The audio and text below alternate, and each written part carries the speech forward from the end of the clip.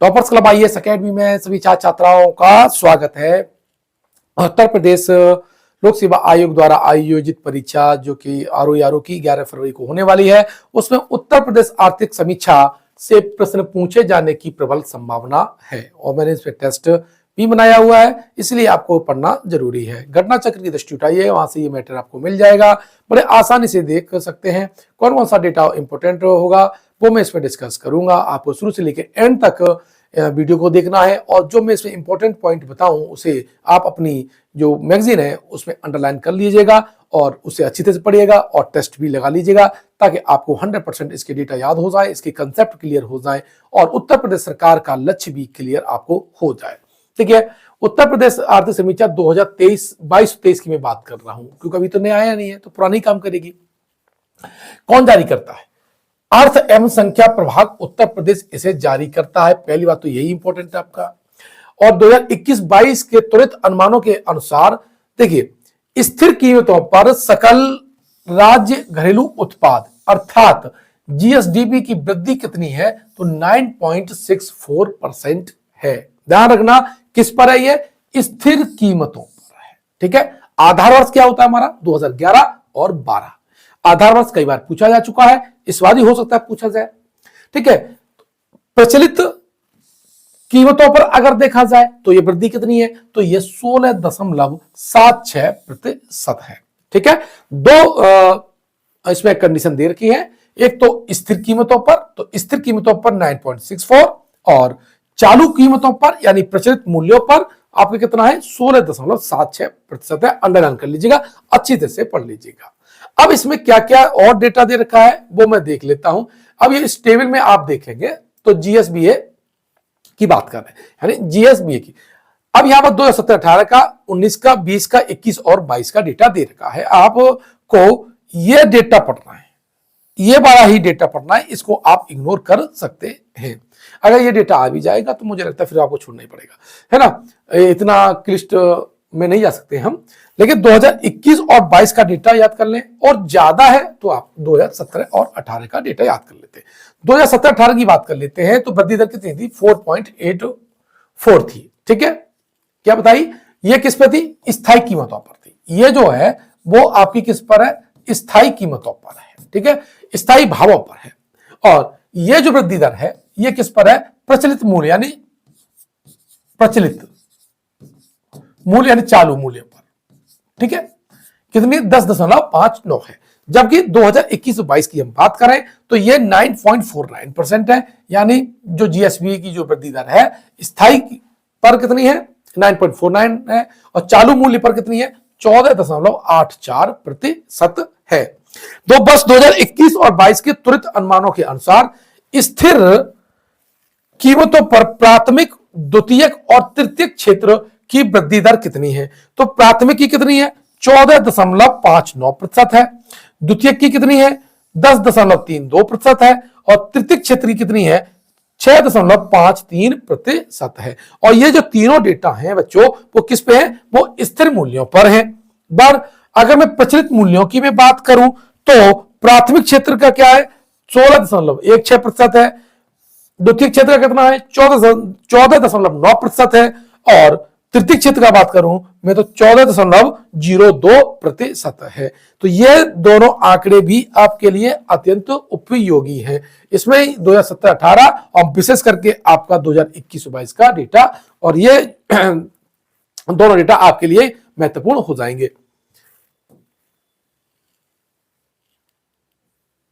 अब यहां जो दे रखा है कि 2020-21 में प्रचलित कीमतों पर प्राथमिक क्षेत्र का जो योगदान जीएसडीपी में कितना था? 28.1% था। कब? 2020-21 में, जो 2021 और 22 में बढ़ करके 28.4% हो गया है। तो ये देख लीजिए, द्वितीय क्षेत्र का योगदान कितना था 2020-21 में? तुलनात्मक आंकड़ा रहता है तो 24.6 था, जो कि 2021 और 22 में 24.61% हो गया है। 2021-22 के त्वरित अनुमानों के अनुसार स्थायी कीमतों पर जीएसबीए में प्राथमिक, द्वितीय, देखो अब ये किस में आ गया? स्थायी कीमतों पर आ गया। ठीक है, जीएसबीए में प्राथमिक, द्वितीयक और तृतीयक खंड का जो योगदान है वो 25.33, 26.74 और 47.92% है। अर्थात ये आंकड़ा प्राथमिक क्षेत्र का है, ये द्वितीय क्षेत्र का है और ये आपका तृतीय क्षेत्र का है। बात करें प्रचलित कीमतों पर, तो प्रचलित कीमतों पर ये कितना हो जाएगा, प्राथमिक क्षेत्र का 28.44% है, 24.61 किसका है, ये द्वितीय क्षेत्र का है, और तृतीय क्षेत्र की बात करूं मैं तो 46.95% है। अब देखो इसमें और इस आंकड़े में क्या अंतर है, ये देखो 2020-21 में प्रचलित कीमतों पर प्राथमिक क्षेत्र का योगदान कुल जीएसडीपी में, किसमें, कुल जीएसडीपी का जो आंकड़ा था, इसकी बात करें तो 2021 और 22 या 2020-21 था या क्या था, 2021-22 में त्वरित अनुमान के अनुसार स्थायी कीमतों पर जीएसबीए, क्या जीएसबीए, यहां जीएसबीए है और ये क्या है, जीएसडीपी है। ये आप आंकड़े अलग अलग लिखेंगे, जीएसडीपी का कौन सा आंकड़ा है और जीएसबीए का कौन सा आंकड़ा है, यह गलती बिल्कुल मत करिएगा। 2021 और 22 के त्वरित अनुमान के अनुसार प्रदेश की निवल राज्य घरेलू उत्पाद के संदर्भ में प्रचलित कीमतों पर ध्यान, प्रति व्यक्ति आय बहुत ज्यादा पूछी गई है। सिंगल डेटा है, ऊपर वाला का इग्नोर कर सकते हो, ये डेटा इग्नोर नहीं कर सकते हो। तो कितनी थी, 2011-12 के में थी 32,002 रुपए, अब कितनी हो गई 2020-21 में, ये हो गई 61,374 रुपए, ठीक है। और 2020-21 का डेटा है, और 2021-22 में कितनी हो गई है, ये हुई है 70,792। दोनों डेटा याद करना है कि 2011-12 में कितनी थी, क्योंकि आधा वर्ष है तो 32,002 है ना, और 2020-21 में कितनी हुई, तो हुई 61,374, और 2021-22 में कितनी हुई, 70,792। कभी कभी पिछला डेटा पूछ लेता है, इसलिए दोनों डेटा को आप याद कर लीजिएगा। और ये जो धनराशि है वो किस पे, प्रचलित मूल्यों पर है, किस पर है, प्रचलित मूल्यों पर है। अब यहीं पर स्थिर कीमतों पर प्रति व्यक्ति आय, स्थिर कीमतों पर प्रति व्यक्ति आय, जब भी ये प्रश्न आएगा तो आप देखेंगे किस पर पूछा गया है, प्रचलित मूल्य में पूछा गया है या स्थिर कीमतों पर पूछा गया है। अब यहां पर देखें तो 2011-12 में हमारा 32,002 रुपए से बढ़कर के 2021 और 22 में कितना हो गई है, 42,525 हो गई है, किस पर, स्थिर कीमतों पर। राजकोषीय घाटे की राशि में से अगर हम ब्याज की जो कुल व्यय है वो अगर घटा देंगे तो हमारा प्राथमिक घाटा निकल के आ जाता है। ये फॉर्मूला कई बार पूछा गया है ना। क्या प्राथमिक घाटा क्या है कि आप राजकोषीय घाटे में से क्या करा देंगे, ब्याज की अदायगी, तो प्राथमिक घाटा आपका निकल के आ जाता है। 2022-23 में हमारा प्राथमिक घाटा जो है राज्य का वो 1.72% के स्तर पर रहने का अनुमान व्यक्त किया गया है। यह भी डेटा बहुत इंपॉर्टेंट है। स्टैंड अप इंडिया योजना में उत्तर प्रदेश में प्रथम स्थान है। भाई प्रधानमंत्री जन धन योजना में सर्वाधिक खाते यानी 17.46% खाते केवल यूपी में खोले गए हैं और इस मामले में भी उत्तर प्रदेश का पहला स्थान हो जाएगा। अब राज्य का जो आय है वो उसकी स्वकर आय है।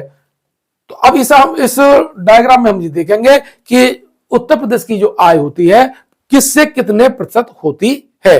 ठीक है, तो ये जो डायग्राम आपको दिखाई दे रहा है तो इसमें आप देखें, मैं थोड़ा सा से ताकि आप इसे नोट कर सकें। ठीक है, सबसे पहले 40% की मैं बात कर लूं तो 40% ये क्या है, ये आपका जीएसटी का डेटा है। यानी सबसे ज्यादा आय हमें कहां से हुई है, स्वकर में जीएसटी से हुई है, 40% है।